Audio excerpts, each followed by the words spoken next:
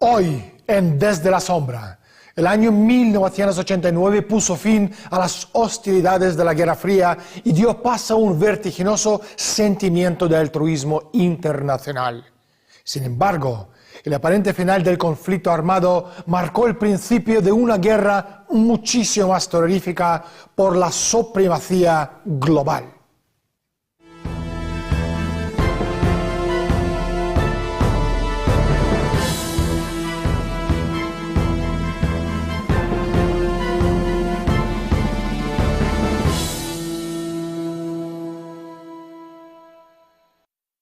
Este conflicto tiene nombre y apellido: la guerra económica y concretamente petróleo. Desde finales de los años 90, los precios de petróleo han subido por el factor de 12. Dicha gestión de precio al alza, que se extiende durante una década, requeriría no solo de beneplácito, sino también participación descarada de los gobiernos. Para poder llevarlo a cabo, Estados Unidos tendría que ser el principal protagonista en los niveles más altos de su aparato de seguridad nacional. La pregunta es, ¿verdaderamente existe una guerra económica encubierta? Y si existe, ¿quién está por detrás? ¿Es petróleo el verdadero talón de Aquiles de China y de sus aspiraciones del nuevo imperio?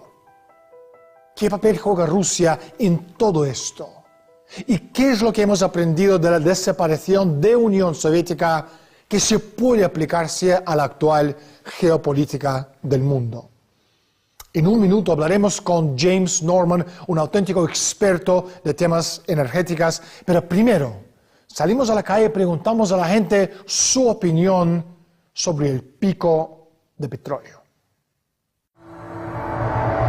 Porque hay que refinarlo, el petróleo, y eso cuesta mucho. Porque nosotros no tenemos petróleo y todo se deriva del petróleo.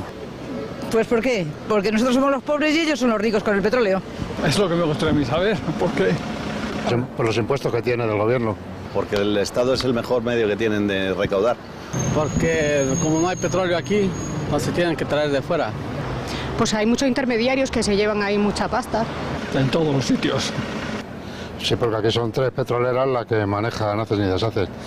Seguirá pagándolo. De esto no, nadie se quita. Creo que algo está muy alto. Pues todos tendremos que ir en bicicleta. O andando, o en burro, como antiguamente. Sacarán otra materia. De momento ahora están sacando los coches eléctricos. No se acaba. Las previsiones que tienen las saben muy bien, no se acaba. Por eso no dejan los otros combustibles. James, bienvenido a Desde la Sombra. Gracias por invitarme, Daniel. Tú has escrito un libro controvertido, pero muy bien documentado, sobre el uso de precio de petróleo como un arma económica. La primera parte del libro examina cómo Estados Unidos y sus aliados hirieron mortalmente la Unión Soviética en la década de los 80 con su política de precios bajos del petróleo para restringir su capacidad de ganar divisa. ¿Puedes explicar cómo este proceso era un factor clave de la desaparición de la Unión Soviética? Sí, eso está bien documentado hoy en día gracias a los documentos desclasificados de la Seguridad Nacional de Estados Unidos. Estados Unidos intencionadamente hizo una guerra económica contra la Unión Soviética en los años 1980. Era algo que se comprendía corrientemente y los analistas posteriores dijeron que sí, que aquello fue una guerra económica y el elemento clave de ella fue el precio del petróleo. La Unión Soviética dependía en gran parte de sus ventas de crudo al exterior para mantener una moneda fuerte, con la cual comprar trigo para alimentar a su pueblo. Si nos fijamos en las cifras, vemos que la cantidad de dinero retirada de los bolsillos soviéticos por el sistema de hundir los precios del petróleo en los años 80 era aproximadamente equivalente a la cantidad que Gorbachov tuvo que pedir prestada a finales de los 80 para comprar trigo. Se lo pidió prestado a otros gobiernos y una de las condiciones incluidas en estos créditos fue básicamente que los soviéticos no volvieran a enviar un ejército a Europa del Este si se producía alguna otra rebelión. De modo que este asunto del precio del petróleo, por oscuro que parezca, tuvo una influencia directa en la desaparición de la Unión Soviética. Los economistas que llegaron después lo corroboraron. ¿Cómo lo lograron? Básicamente se trata de que Estados Unidos controle el precio del petróleo y lo controla a través de los saudíes. Los saudíes son de los nuestros. De hecho, es probable que no haya ningún otro país en el mundo que haya seguido los pasos políticos de Estados Unidos tan estrechamente como los saudíes. Y esto es porque saben que dependen de Estados Unidos como de un escudo protector. Si convences a los saudíes de que sobreproduzcan petróleo y puedes convencer a las demás petroleras de que sobreproduzcan petróleo, en ese momento puedes liberalizar el mercado. Entonces el elemento clave, tanto en los 80 como ahora mismo, ha sido la compraventa de barriles sobre el papel, basada en intercambios futuros. En los años 80 lo normal era vender barriles a corto plazo. Pero entonces una enorme cantidad de barriles de papel inundó el mercado, sin que nadie supiera de dónde salía. Pero está claro que si Estados Unidos quería dirigir esta bajada de los precios, disponían de muchos sitios en los que encontrar ese dinero y meterlo en el nuevo mercado futuro del petróleo. Con los saudíes y las principales petrolíferas, ya tenías el mercado del futuro. Estos fueron los elementos clave para la bajada de precios. Estados Unidos fue capaz de hundir notablemente el precio del petróleo, que llevaron de unos $40 por barril a unos $10 por barril, y los mantuvieron así durante 10 años. Esto es lo que realmente mató a la Unión Soviética. Lo realmente asombroso de todo esto es que alguien sea capaz de controlar el precio global de un producto como el petróleo y mantenerlo al margen de fluctuaciones durante tanto tiempo. Pero si eres Estados Unidos y tienes una agenda política lo bastante significativa, puedes hacerlo. Tienes las herramientas, las palancas y los mecanismos están a tu disposición, y los utilizamos con un efecto devastador. Antes de la guerra que hubo entre Egipto e Israel en 1973, el precio del petróleo se fijaba en contratos a largo plazo firmados entre países, por ejemplo, Estados Unidos y Arabia Saudita, en que el precio del crudo al salir de la compañía petrolera estuvo varios años fijado en $10 el barril. ¿Qué sucedió a continuación? Que se utilizó la guerra egipcio-israelí como pretexto para que hubiera un embargo de crudo contra los Estados Unidos y otros países. Para obtener el crudo, la oligarquía creó un mercado al contado en Rotterdam, a donde irían a comprar los Estados Unidos y los demás países que figuraban en la lista de boicoteados y que pagarían el crudo al precio de mercado. La operación entera estaba totalmente orquestada. Y después, cuando se disparó el precio del petróleo, empezó a acumularse en Europa esa enorme reserva de dólares que formó el mercado de eurodólares y que se inició todo este proceso de crear este imperio financiero a modo de operación de guerra económica contra las Estados-naciones y a favor de Wall Street. En la actualidad, el precio del crudo viene determinado por la especulación que tiene lugar en el mercado de futuros y sube mucho más que nos pusiéramos a mirar cuánto cuesta sacar el petróleo del subsuelo o transportarlo o refinarlo para obtener los diversos productos y después vender dichos productos en el mercado. Puede que les sorprende, pero actualmente nada menos que el 60% del precio del crudo es pura especulación llevada a cabo por grandes bancos de negocios y fondos especulativos en las bolsas internacionales de petróleo de Londres y de Nueva York. Según las teorías de las conspiraciones, el mundo está a punto de quedarse sin petróleo, el fenómeno conocido como pico de petróleo. Y cuando eso sucede, según ellos, nos vamos al infierno en una bicicleta, supongo. Según los mismos conspiranoicos, nuestra única salvación es volver a las cuevas o vivir de fuentes alternativas de energía. James, ¿tú qué opinas, por favor? El petróleo sigue siendo el producto esencial para que toda la economía industrial pueda funcionar. Lo necesitas incluso para producir combustibles alternativos. Todo lo que se oye sobre fuentes de energías alternativas es muy bonito, pero no funciona. Necesitas petróleo para construir una economía industrial moderna. Y si no lo tienes, debes comprarlo donde sea. Ahora bien, el pico del petróleo es uno de los mantras con los que tenemos que vivir hoy en día, igual que el calentamiento global. Pero hay que entender que cuando se acuñan estos términos, hay una considerable cantidad de propaganda en todo ello. Esto se puede remontar a los años 1980. Cuando Estados Unidos intentaba bajar los precios del petróleo, el mantra de la época, si lo recuerdas bien, era que la Tierra estaba rellena de petróleo y que éste nunca se acabaría y que por tanto los precios deberían mantenerse bajos para siempre. Y de hecho, a mediados de los 80 casi todos los grandes países productores de petróleo anunciaron un incremento brutal de sus reservas de crudo. Parecía que nos quedaban cientos y cientos de años de petróleo. A nadie le preocupaba el pico del petróleo. El asunto del pico del petróleo plantea toda una serie de problemas matemáticos. La corteza terrestre aún oculta físicamente cantidades enormes de petróleo por descubrir. En absoluto va a acabarse pronto. No hay ninguna razón para que se compre a más de $100 el barril, es absurdo. No cuesta más de 40 pavos sacarlo del suelo. Es totalmente absurdo asignarle ese precio.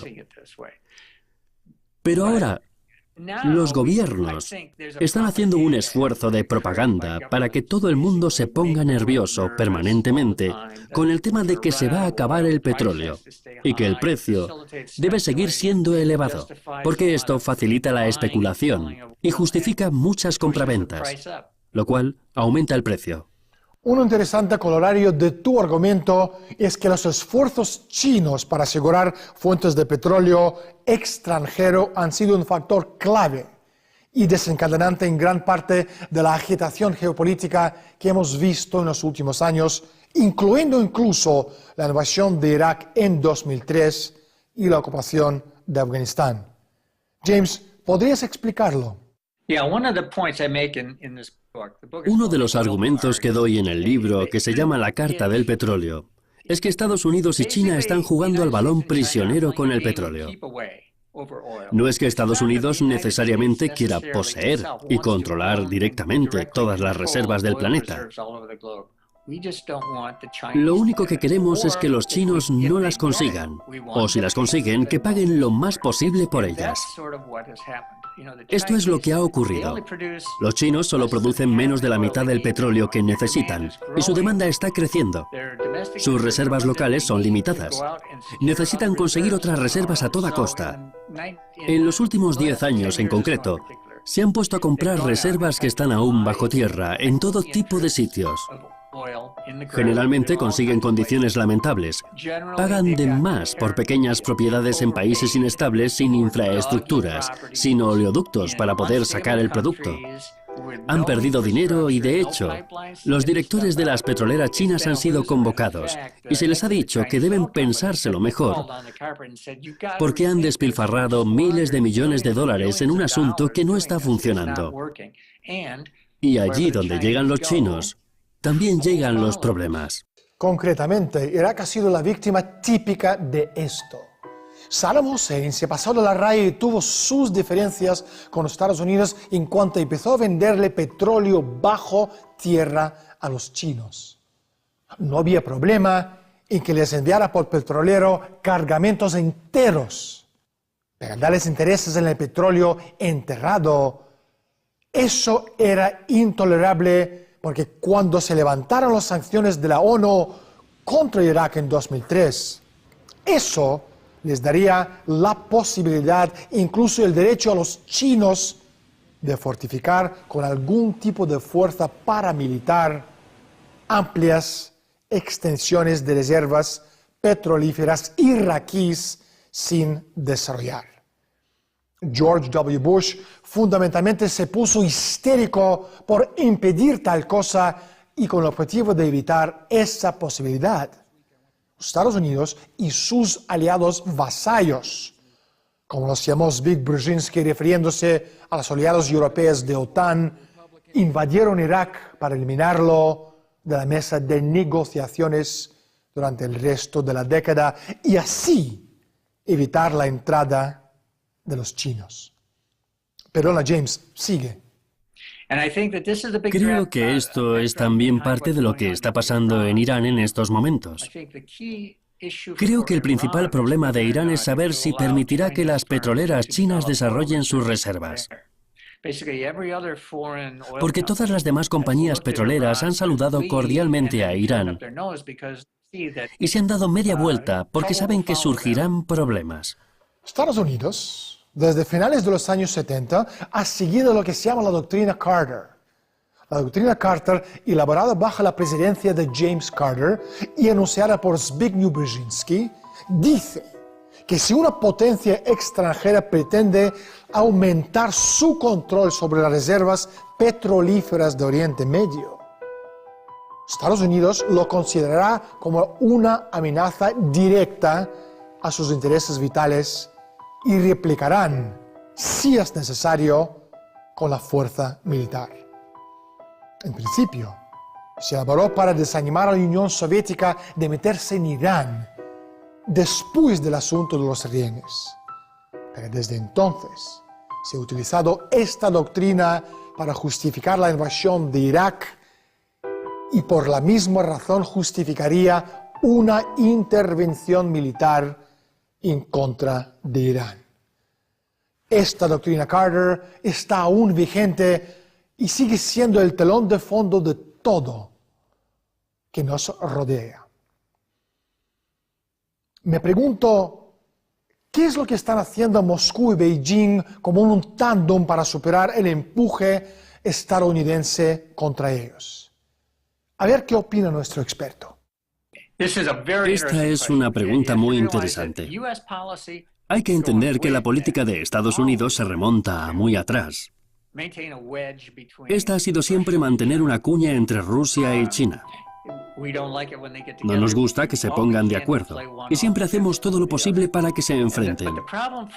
Pero el problema desde el punto de vista ruso y chino es que por mucho que se junten y se hagan muy amigos, seguirían sin tener la capacidad de resistir ante Estados Unidos y Occidente. Económicamente, militarmente, incluso combinados, son demasiado débiles. La situación actual es que los rusos siguen teniendo un país económicamente lisiado. Sin un alto precio del petróleo, se daría una catástrofe total. James, ¿cuál es la posición de Beijing? ¿Se unen fuerzas con Estados Unidos contra Moscú o permanecen neutrales? Creo que los chinos se sienten cada vez más aislados en conjunto, que no tienen amigos. Estados Unidos ha sido muy eficaz porque ha logrado desviar a todos los amigos y aliados que tenían los chinos. Lo han hecho incluso con Myanmar. A Pakistán se le ha quitado de en medio. Es un país arrasado e inútil actualmente. Tenemos tropas en Afganistán. Hemos consolidado una fuerte relación con Vietnam y con Filipinas.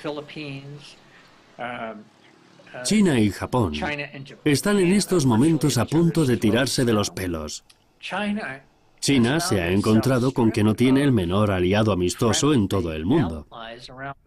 Hasta cierto punto puede ser culpa suya también, debido a su estrategia comercial tan sumamente egoísta, mercantilista y rapaz. Básicamente han hundido todos los mercados de bienes de todo el mundo con sus precios, arruinando las industrias de todo el mundo. Esto ha engendrado un considerable y creciente rencor internacional y comercial contra los chinos, cosa que va a ser muy negativa para ellos porque es un país que se ha construido a sí mismo sobre la base de que iban a poder inundar los mercados de todo el mundo. A mediados de marzo de 2008, el venerable banco de inversión de Nueva York, Bear Stearns, se hundió repentinamente bajo el peso de una crisis de capital y activos no comercializables. En cuestión de horas, lo que había sido una de las principales empresas de Wall Street con 25.000 millones en valor patrimonial fue aniquilada y comprada por JP Morgan Chase. Fue un desplome inconcebible y el rescate prefabricado a puertas cerradas por el gobierno de Estados Unidos. Uno no puede sino preguntarse si las circunstancias sospechosas de la desaparición de Bear Stearns estaban relacionadas con el hecho de que Bear Stearns, ojo, estaba negociando en el momento de su desaparición vender 6% de su capital al gigante estatal chino CITIC. Me pregunto si por aquel entonces consejero delegado de Bear Stearns, Jimmy Kane, cruzó la misma raya invisible en la arena, igual que Saddam Hussein y Mikhail Khodorkovsky. James, una última pregunta. ¿Cuál es el futuro próximo de geopolítica petrolífera mundial? Creo que será más de lo mismo. Seguirán los disturbios en los países petrolíferos para mantener alto el precio del petróleo. El problema de Estados Unidos es cómo mantener en el aire este globo de plomo. El precio del petróleo debería ser mucho más bajo, pero si mantienes la tensión internacional, si sigues metiendo dinero en el mercado del futuro, si mantienes a los saudíes, a los rusos y a las grandes petroleras, no tanto como estrangulando el mercado, sino más bien cuidando de que no se nos escapen barriles por aquí o por allá, puedes mantener el precio bastante alto, pero esto exige un nivel permanente de tensión internacional. De esto no hay nunca escasez.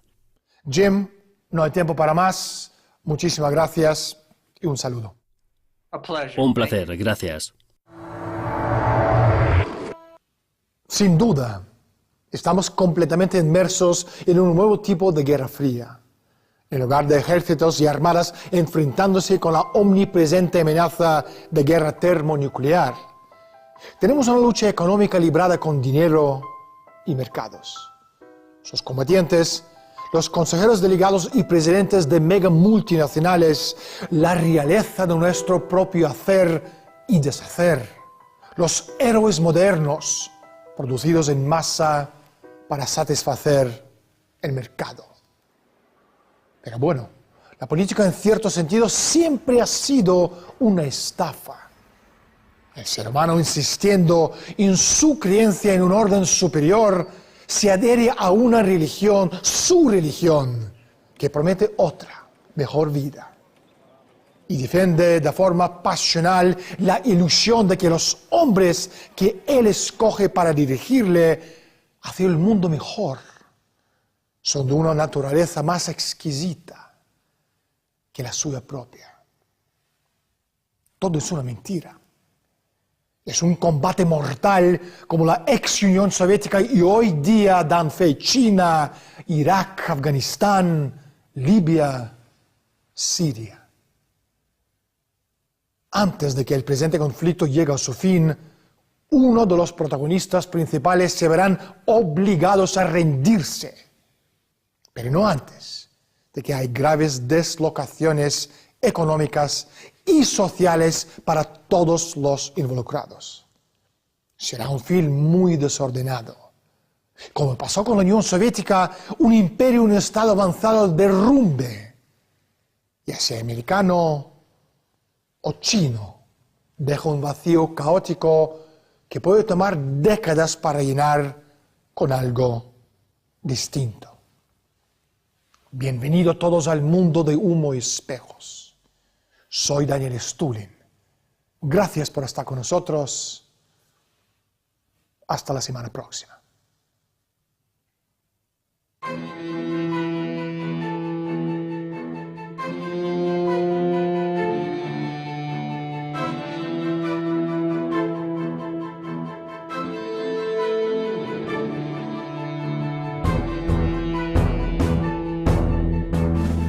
No dejan otros combustibles. James, bienvenido Desde la Sombra. Gracias por invitarme, Daniel. Tú has escrito un libro controvertido pero muy bien documentado sobre el uso del precio de petróleo como un arma económica. La primera parte del libro examina cómo Estados Unidos y sus aliados hirieron mortalmente la Unión Soviética en la década de los 80 con su política de precios bajos del petróleo para restringir su capacidad de ganar divisa. ¿Puedes explicar cómo este proceso era un factor clave de la desaparición de la Unión Soviética? Sí, eso está bien documentado hoy en día gracias a los documentos desclasificados de la Seguridad Nacional de Estados Unidos. Estados Unidos intencionadamente hizo una guerra económica contra la Unión Soviética en los años 1980. Era algo que se comprendía corrientemente. Una década requeriría no solo de beneplácito, sino también participación descarada de los gobiernos. Para poder llevarlo a cabo, Estados Unidos tendría que ser el principal protagonista en los niveles más altos de su aparato de seguridad nacional. La pregunta es, ¿verdaderamente existe una guerra económica encubierta? Y si existe, ¿quién está por detrás? ¿Es petróleo el verdadero talón de Aquiles de China y de sus aspiraciones del nuevo imperio? ¿Qué papel juega Rusia en todo esto? ¿Y qué es lo que hemos aprendido de la desaparición de Unión Soviética que se puede aplicarse a la actual geopolítica del mundo? En un minuto hablaremos con James Norman, un auténtico experto de temas energéticos, pero primero... Y los analistas posteriores dijeron que sí, que aquello fue una guerra económica y el elemento clave de ella fue el precio del petróleo. La Unión Soviética dependía en gran parte de sus ventas de crudo al exterior para mantener una moneda fuerte, con la cual comprar trigo para alimentar a su pueblo.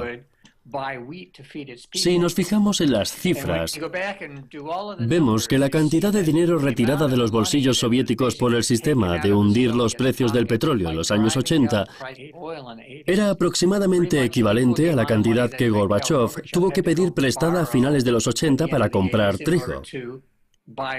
Se lo pidió prestado a otros gobiernos y una de las condiciones incluidas en estos créditos fue básicamente que los soviéticos no volvieran a enviar un ejército a Europa del Este si se producía alguna otra rebelión. De modo que este asunto del precio del petróleo, por oscuro que parezca, tuvo una influencia directa en la desaparición. Hoy, en Desde la Sombra, el año 1989 puso fin a las hostilidades de la Guerra Fría y dio paso a un vertiginoso sentimiento de altruismo internacional. Sin embargo, el aparente final del conflicto armado marcó el principio de una guerra muchísimo más terrorífica por la supremacía global.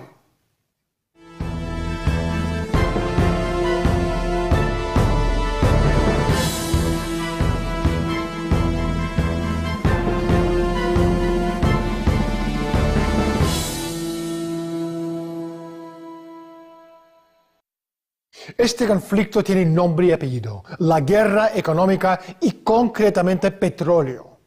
Desde finales de los años 90, los precios de petróleo han subido por el factor de 12.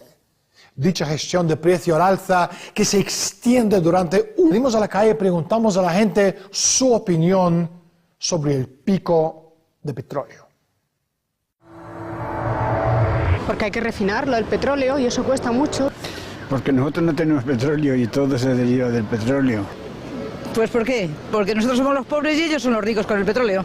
Es lo que me gustaría a mí saber. ¿Por qué? Por los impuestos que tiene del gobierno. Porque el Estado es el mejor medio que tienen de recaudar. Porque como no hay petróleo aquí, no se tienen que traer de fuera. Pues hay muchos intermediarios que se llevan ahí mucha pasta. En todos los sitios. Sí, porque aquí son 3 petroleras las que manejan haces ni deshaces. Seguirá pagando. De esto no, nadie se quita. Creo que algo está muy alto. Pues todos tendremos que ir en bicicleta. O andando, o en burro, como antiguamente. Sacarán otra materia. De momento ahora están sacando los coches eléctricos. No se acaba. Las previsiones que tienen las saben muy bien, no se acaba. Por eso